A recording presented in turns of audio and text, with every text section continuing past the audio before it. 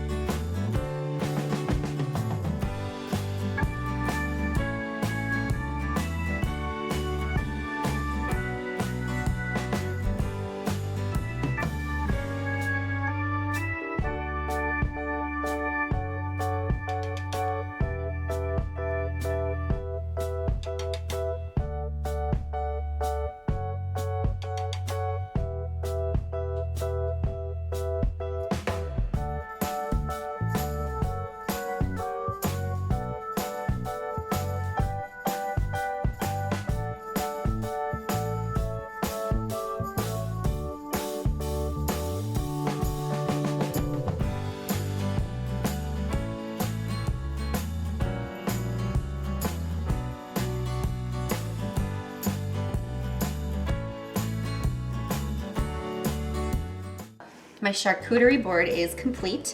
What I did was make a meat river, as it's called, that goes right down the center. I have a little extra pooling of some different Italian dry salami. So these are 3 different meats in the center row and then a 4th salami. And then I have a sharp cheddar, a brie, a dill Havarti, a white sharp cheddar, delicious 1000-day aged Gouda right here.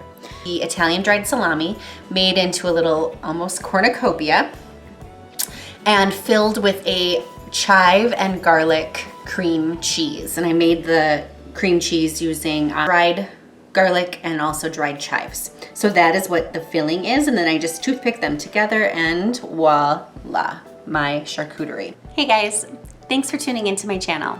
I hope you enjoyed what you saw and that you subscribe so you can see more later.